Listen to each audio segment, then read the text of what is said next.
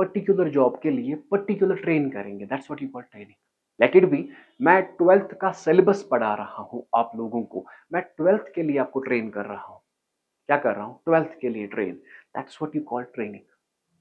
हाँ, अलबत्ता अगर मैं आपको इंग्लिश लैंग्वेज पढ़ा रहा हूँ, ये लैंग्वेज आपको सिर्फ 12th में जरूरत नहीं लगेगी, फर्स्ट ईयर में भी, सेकंड ईयर में, फाइनल ईयर, ओवरऑल लाइफ में जो जरूरत लगेगी, that's what you called development.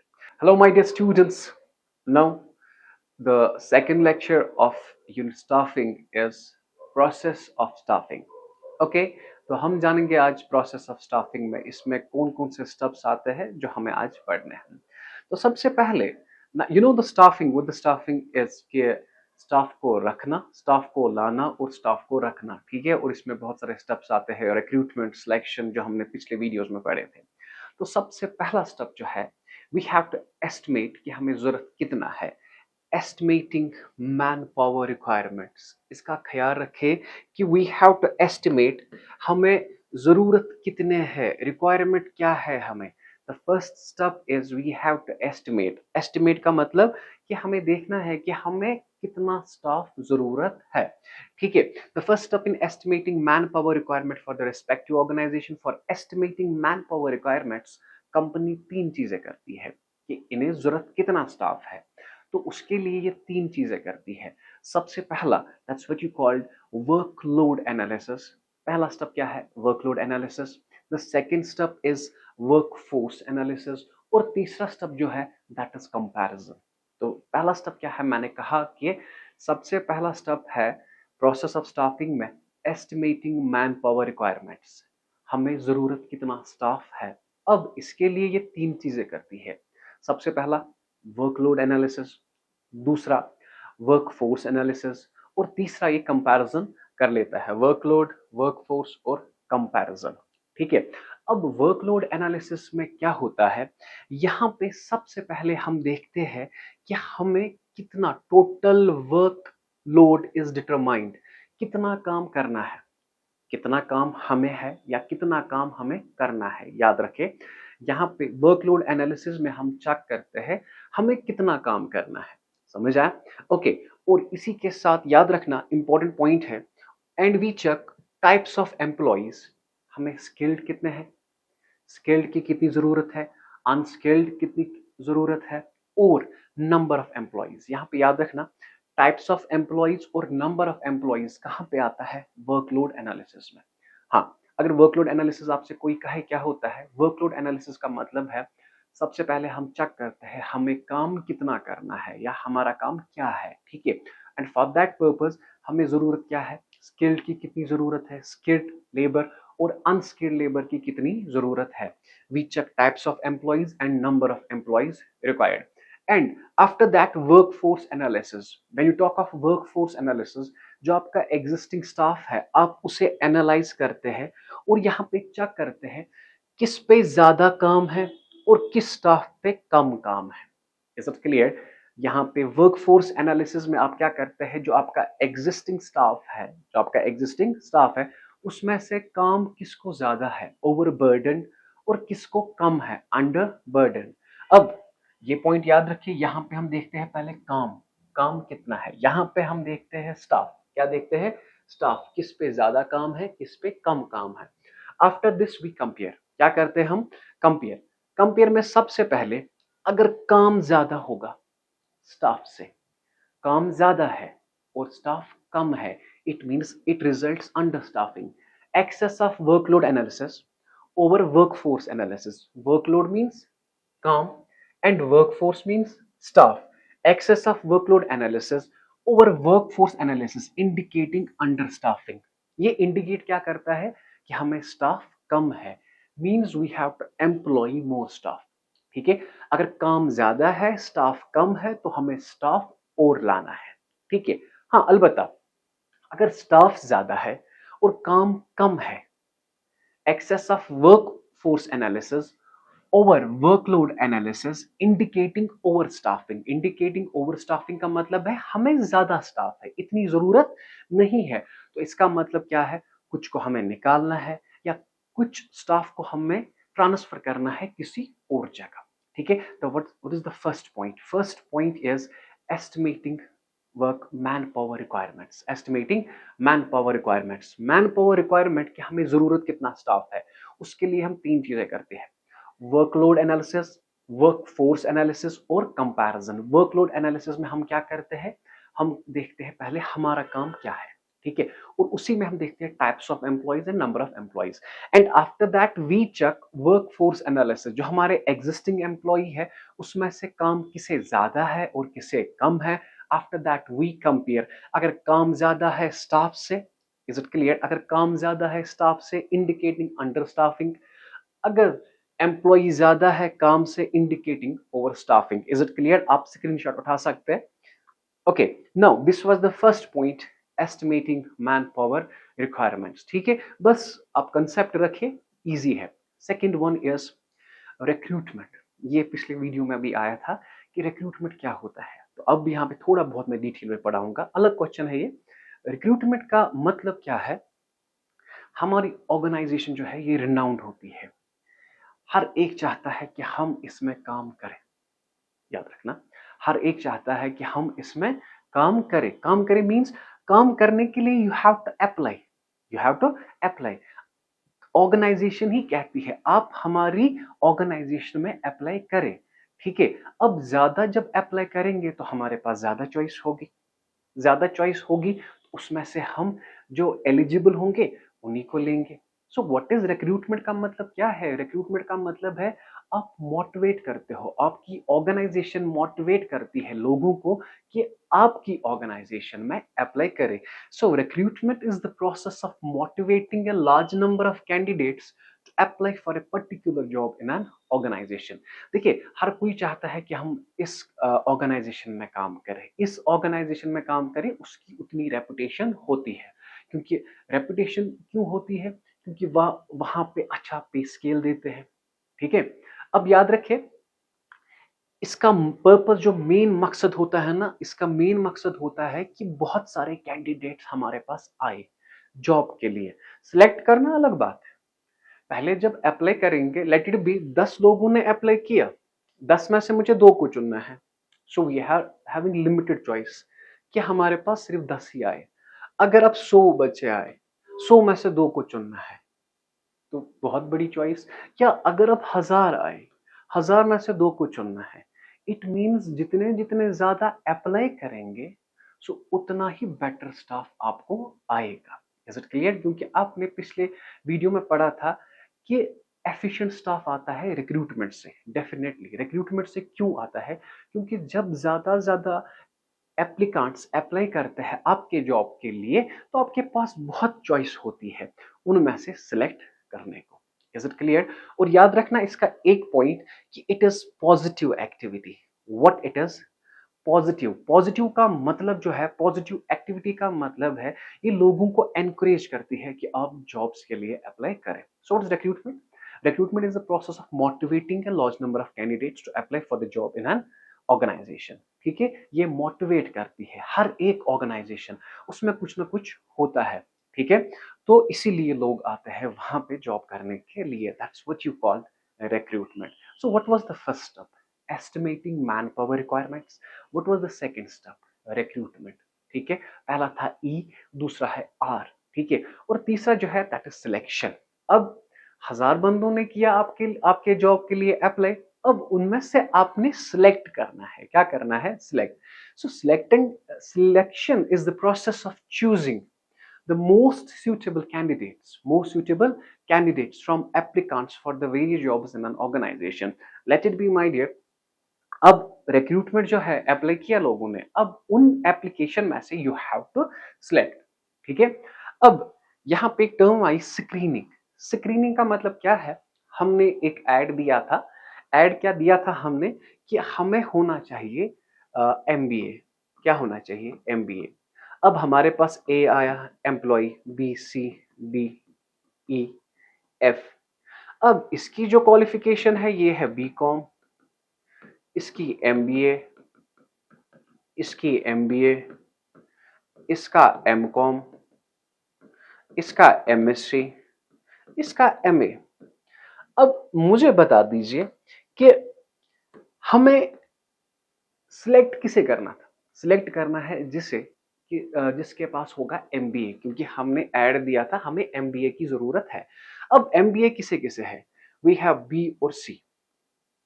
Is it clear? B और सी, और जो बाकी है ना, पहले उन्हें हम रिजेक्ट करेंगे।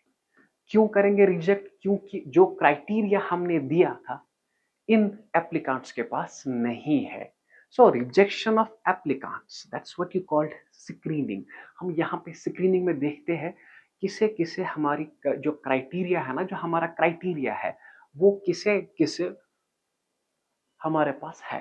ठीक है, मतलब क्राइटेरिया क्या था हमारा? क्राइटेरिया था हमारा एमबीए। तो एमबीए सिर्फ बी और सी क्यों है? तो बी और सी में से हम फिर चुनेंगे।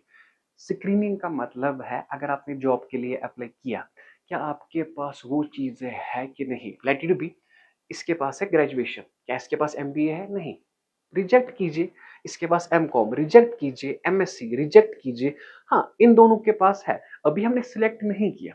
स्क्रीनिंग का मतलब है कि आप देखते हो कि पहले हाँ इसके पास ये क्राइटेरिया है, हमने कहा था एमबीए, ये एमबीए है। अब इसके बाद टेस्ट होगा वो आगे जाके, ठीक। तो with the view to discover the best fits among them for the respective jobs in an organisation. तो सबसे पहले हमने इन लोगों को रिजेक्ट किया, तो ये नेगेटिव एक्टिविटी है। Selection process is negative. याद रखना, रिक्रूटमेंट क्या है? रिक्रूटमेंट जो है वो है पॉजिटिव, क्योंकि वो एनकरेज करती है लोगों को कि आप जॉब के लिए अप्लाई करें। और सिलेक्शन क्या है? इट इज नेगेटिव, क्योंकि ये रिजेक्ट करती है लोगों को। ठीक है, ख्याल रखना बेटा रिक्रूटमेंट और सिलेक्शन में। तो स्क्रीनिंग का मतलब समझ आए? स्क्रीनिंग का मतलब है जो हमारे पास एप्लीकेशन फॉर्म आए, किसे किसे वो क्वालिफिकेशन है, जिसके पास क्वालिफिकेशन है उसे अपने पास रखे। अभी सिलेक्ट नहीं किया, उसे अपने पास रखे। जिनके पास वो एप्लीकेशन फॉर्म में वो क्वालिफिकेशन नहीं है उन्हें रिजेक्ट करें आप। ठीक है, that's what you called screening. ठीक है, ये पढ़ाऊंगा मैं आपको सिलेक्शन प्रोसेस में। ठीक, सो what is the first one? First one is estimating manpower requirements. What is the second one? Second one is recruitment. And the third one जो तीसरा है दैट इज सिलेक्शन। तो अभी तक हमें ERS आया, एस्टिमेटिंग मैन पावर रिक्वायरमेंट, दूसरा है रिक्रूटमेंट और तीसरा है selection. Okay, now after that placement and orientation. Placement का मतलब क्या है? देखिए, the process of placing right man on right job is called placement.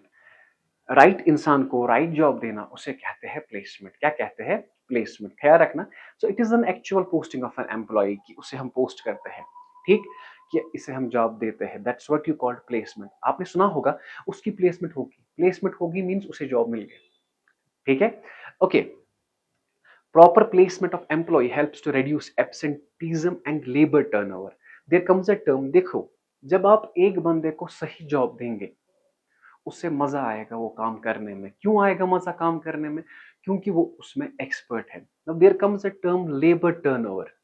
Labor turnover means rate of employee जो ऑर्गेनाइजेशन को छोड़ते हैं। समझ आया? मतलब कि अगर हमारे पास 100 एम्प्लॉय है, 100 में से हर साल कितने छोड़ते हैं ये job? That's what you called labour turnover. Is it clear? For example, हम कहते हैं कि 5% लेबर टर्नओवर है। 5% लेबर टर्नओवर है। 5% का मतलब है हर साल 5% ऑफ टोटल एम्प्लॉय जॉब को छोड़ते हैं। That's what you called labour turnover. देखो, एम्प्लॉय क्यों जॉब को छोड़ेगा? जब उसे सही जॉब नहीं मिला है। Is it clear? या बहुत सारे रीजन हो सकते हैं। जब आप सही जॉब देंगे सही लोगों को तो वो एब्सेंट नहीं रहेंगे और ना ही वो ऑर्गेनाइजेशन को छोड़ेंगे। So I hope you got the concept labour turnover. So placement का मतलब क्या है? The process of placing right man on right job, उसे आप कहते हैं प्लेसमेंट। Is it clear? अब प्लेसमेंट के बाद आया ओरिएंटेशन, और अब आपने इसे जॉब दिया। ओरिएंटेशन का मतलब है, इसका दूसरा नाम है इंडेक्शन। इसका दूसरा नाम क्या है? इंडेक्शन। ख्याल रखना, अब इसी नए एम्प्लॉय को जो आपने सिलेक्ट किया, एग्जिस्टिंग एम्प्लॉय के साथ इंट्रोड्यूस कराना, भाई ये हमारा नया स्टाफ है। ठीक है, सो इंट्रोड्यूस कराना, that's what you called orientation, या आप उसे कहते हैं इंडेक्शन। ओरिएंटेशन का मतलब it means introducing the newly selected employees to their job या existing employee, supervisor, work groups and the other enterprise. Simple. Placement का मतलब है placing right man on right job is called placement. और proper placement से क्या होता है? एब्सेंटीज्म खत्म होता है और लेबर टर्नओवर खत्म होता है। लेबर टर्नओवर का मतलब क्या होता है? एक ऐसी रेट कि कितने नंबर ऑफ एम्प्लॉइज जॉब को छोड़ते हैं, कितने नंबर ऑफ एम्प्लॉइज जॉब को छोड़ते हैं, that's what you called labour turnover. और ओरिएंटेशन का मतलब क्या है? सो इंट्रोड्यूस कराना नए एम्प्लॉय को विद द एग्जिस्टिंग एम्प्लॉय या उसके जॉब के साथ उसे काम कैसे करना है, that's what you called orientation. तो सबसे पहले क्या था? एस्टिमेटिंग मैन पावर रिक्वायरमेंट्स, दूसरा क्या था? रिक्रूटमेंट, और तीसरा था सिलेक्शन। पहला है ERS, समझ आ रहा है? ERS, estimating manpower requirement, दूसरा है रिक्रूटमेंट, तीसरा है सिलेक्शन, एंड इसके बाद है PO। PO का मतलब प्लेसमेंट एंड ओरिएंटेशन। ओके, अब now you have training and development. याद रखिए, ट्रेन और डेवलपमेंट में थोड़ा बहुत मैं पढ़ाता हूँ, हाँ व्हाट इज रिटन देयर वो बाद में आप देखेंगे। ट्रेन का मतलब जब आप किसी खास जॉब के लिए खास ट्रेनिंग देंगे, पर्टिकुलर जॉब के लिए पर्टिकुलर ट्रेन करेंगे, that's what you call training. समझ नहीं आया? लेट इट बी, मैं 12th का सिलेबस पढ़ा रहा हूं आप लोगों को, मैं 12th के लिए आपको ट्रेन कर रहा हूं। क्या कर रहा हूं? 12th के लिए train, that's what you call training. हाँ, अलबत्ता अगर मैं आपको इंग्लिश लैंग्वेज पढ़ा रहा हूँ, ये लैंग्वेज आपको सिर्फ 12th में जरूरत नहीं लगेगी, फर्स्ट ईयर में भी, सेकंड ईयर में, फाइनल ईयर, ओवरऑल लाइफ में जो जरूरत लगेगी, that's what you called development. जो फ्यूचर ओरिएंटेड के लिए हो, that's what you called development. जो किसी खास जॉब के लिए हो, पर्टिकुलर वर्क के लिए हो, that's what you call training. क्या आप उसे कहते हैं? ट्रेनिंग। ओके, ट्रेनिंग में be defined as a process of imparting knowledge, impart means देना, and increase the skill of employees relating with a specific job। जो किसी पर्टिकुलर जॉब के लिए आप ट्रेन करा रहे हो लोगों को, ठीक है, that's what you call training. क्या क्या आप उसे कहते हैं? ट्रेनिंग।